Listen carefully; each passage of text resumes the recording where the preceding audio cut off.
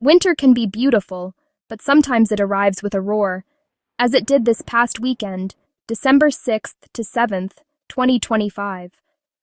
A massive storm swept from the west to the northeast, blanketing millions in heavy snow, rain, and wind. This wasn't just a flurry, it was a major event, disrupting travel and daily life across the country.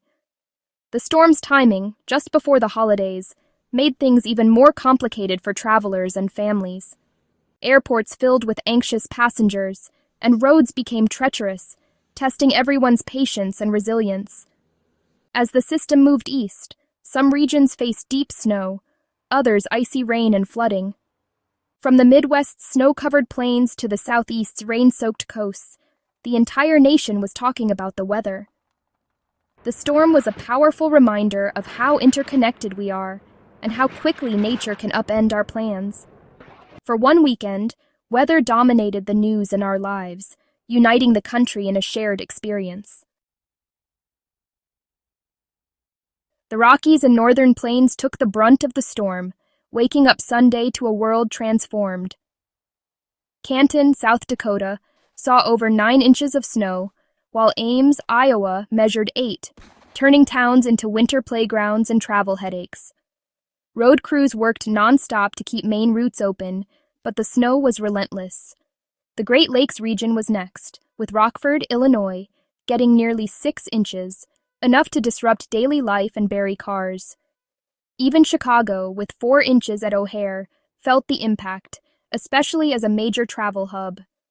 The storm's path was clear, a swath of disruption across the heartland, leaving every community with its own winter story.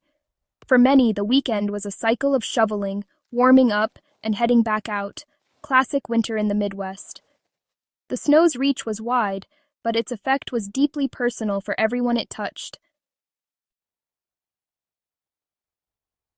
In Chicago, the storm brought both beauty and challenge. Neighborhoods like Lincoln Park traded their usual bustle for the scrape of shovels and the hum of snowblowers. Residents, bundled up, dug out buried cars and sidewalks, working together in a shared winter ritual. Parks and landmarks became magical, draped in white, as children built snowmen and played in the quiet streets. Ashley Reich, a local, called it a winter wonderland before Christmas, capturing the city's mix of awe and inconvenience. But the snow also tested the city's infrastructure. Plows raced to clear main roads, while side streets remained treacherous. Public transit slowed, and daily routines were upended. Chicagoans balanced admiration for the scenery with the hard work of keeping the city moving. It was a classic winter experience: beauty, community, and the practical realities of life in the snow. For many, the storm was more than a weather event. It was a personal challenge. Isaac Norwich, a Chicago transplant, said, "This is what people warned me about: real Chicago snow." Longtime residents agreed. Back-to-back storms left little time to recover, making this winter feel especially intense. "Feels like we just put the shovels away," one neighbor joked, echoing the city's resilient spirit. Social media filled with photos of snow-covered pets, backyards, and even farmers' cattle braving the drifts. In Iowa, a farmer shared, "The animals are tough, and so are we. We'll get through it." Travelers faced delays and uncertainty, but most accepted it with patience.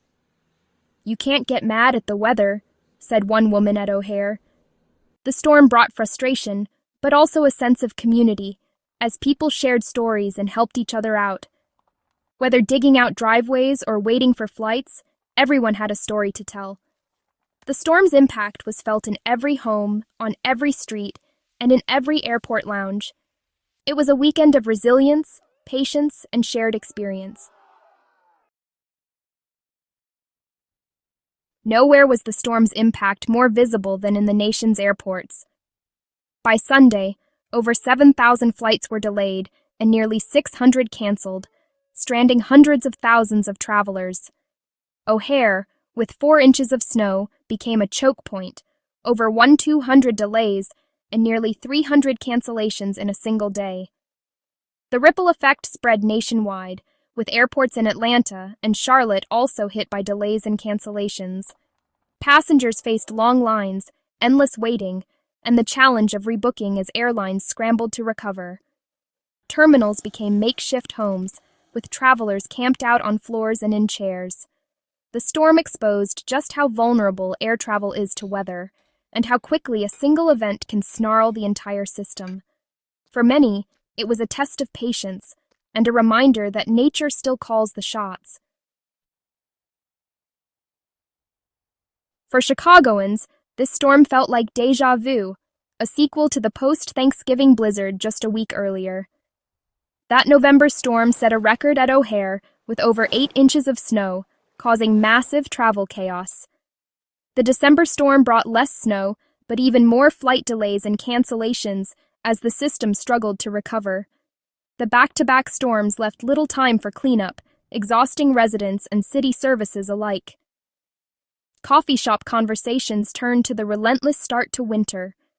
2 major storms in 2 weeks. Chicago's winter hardiness was put to the test, as shoveling in icy streets became the new normal. The city's resolve was strong, but the early winter felt more like a battle than a wonderland. It was a reminder that sometimes, winter doesn't wait for the calendar. The storm's reach went far beyond snow.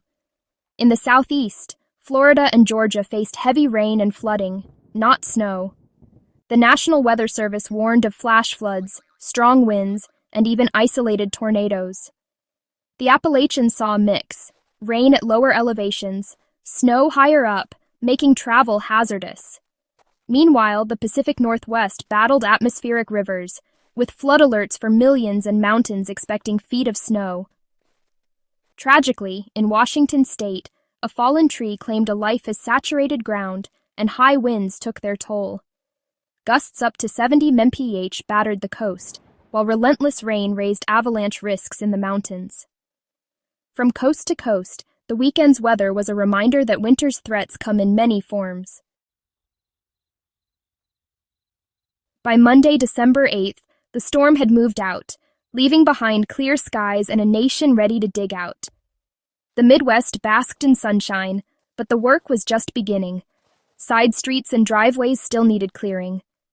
Airports slowly untangled the backlog, but delays and cancellations lingered as airlines worked to reset. Travelers remained stranded, but hope returned as flights resumed and roads reopened. The sun and near-freezing temperatures began to melt the snow, turning streets slushy and rooftops drippy. For many, it was finally time to put away the shovels, at least for now. The storm became a memory, a story to share about a wild winter weekend. Monday's calm was a welcome contrast to the chaos, signaling a slow return to normal. Despite the challenges, the storm brought moments of joy and beauty. Parks and backyards became playgrounds, with children building snowmen and families enjoying the quiet magic of fresh snow.